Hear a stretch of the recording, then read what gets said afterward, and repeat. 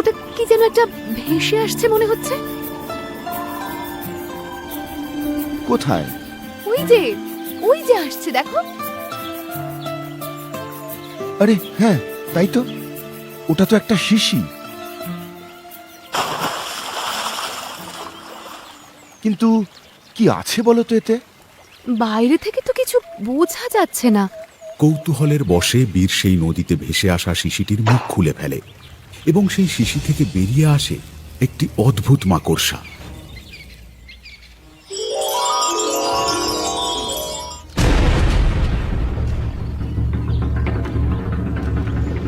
আমাকে মুক্ত করার জন্য তোমাদের অনেক ধন্যবাদ। আরে এটা তো একটা মাকড়সা।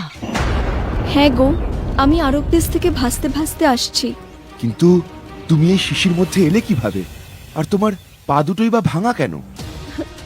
দুঃখের কথা কি বলবো আর, আমার পা দুটো ভেঙে আমাকে জোর করে এই শিশির মধ্যে বন্দি করে নদীতে ভাসিয়ে দেওয়া হয়েছে গো। কে কে তোমাকে বন্দি করেছে? আরব দেশের রাক্ষসী। আরব দেশের রাক্ষসী? হ্যাঁ, আমাকে যেমন দেখছো, আমি আসলে তা নই। আমি আরব দেশের রাজার ঘরের পুত্রবধূ, কিন্তু এক দুষ্টু মাকড়সা রাক্ষসী তার রূপ আমাকে দিয়ে আমাকে বন্দি করেছে। আর আমার জায়গায় সে এখন আরব দেশের পুত্রবধূ হিসেবে বিরাজ করছে। কি বলছো তুমি? ওই রাক্ষসী আমার দুটো পা ভেঙে দিয়েছে, যাতে কোনোদিনও যদি আমি এই বন্ধ শিশি থেকে মুক্তি পাই, তবুও যেন আরব দেশে ফিরে যেতে না পারি। এই বলে মাকড়সাটি কাঁদতে থাকে। মাকড়সাটির কান্না বীরের মনকে ভারাক্রান্ত করে তোলে। কেঁদো না মাকড়সা রানী, কেঁদো না। আমি তোমাকে নিয়ে যাব আরব দেশে। তুমি? হ্যাঁ, তোমার সাথে যে অন্যায় ওই রাক্ষসী করেছে তাকে তো শাস্তি দিতেই হবে। কিন্তু আমার পা দুটো তো ওরা ভেঙে দিয়েছে, আমি চাইলেও আর আরব রাজ্যে যেতে পারবো না। চিন্তা করো না, আমি দেখছি কি করা যায়। এরপর বীর সোনপুরী এবং মাকড়সা রানীকে সঙ্গে নিয়ে মেঘ চাদরে করে আরব দেশের উদ্দেশ্যে উড়ে যায়।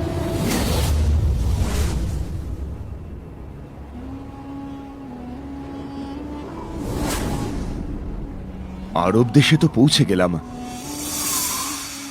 আচ্ছা, তোমার আগের রূপ ফিরে পাবার কি কোনো উপায় নেই? উপায় একটা আছে, তবে সেটা বড় কঠিন উপায় গো। কি উপায়? আমার ভাঙা পা দুটো আবার আমার শরীরের সাথে জুড়ে দিতে পারলেই আমি আবার আগের রূপ ফিরে পাবো। কিন্তু তোমার ওই পা দুটো কোথায় লুকিয়ে রেখেছে তুমি জানো? হ্যাঁ, রাক্ষসী যেই ঘরে রয়েছে ঠিক সেই ঘরে একটা সিন্দুক আছে, আর সেই সিন্দুকের মধ্যে একটি লাল কৌটো আছে, আর সেই লাল কৌটোর মধ্যে রয়েছে আমার পা দুটো। ওই দুটোই ওর আসল শক্তি।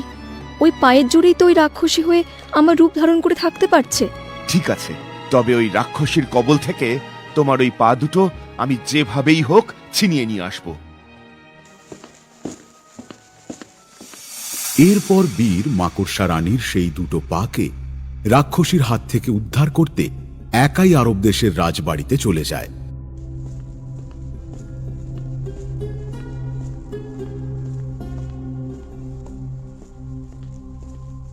রাজবাড়িতে তো প্রবেশ করে ফেললাম, কিন্তু মাকড়সা রানীর পা দুটো কোথায় রয়েছে?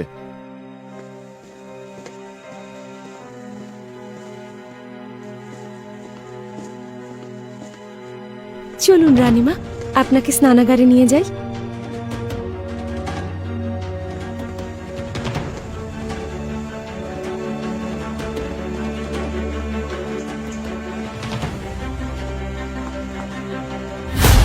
এই তাহলে সেই রাক্ষসী যে রানীর রূপ ধরে রাজবাড়িতে রয়েছে, আর এটাই হলো রানীর ঘর।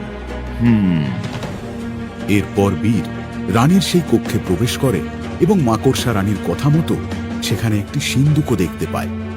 আর এই তো সেই সিন্দুক যেটার কথা মাকড়সা রানী বলেছিল আমাকে যেভাবেই হোক এই সিন্দুকটা খুলতেই হবে। কিন্তু তার জন্য আগে এই সিন্দুকের চাবিটা আমাকে খুঁজে বের করতে হবে। হ্যাঁ,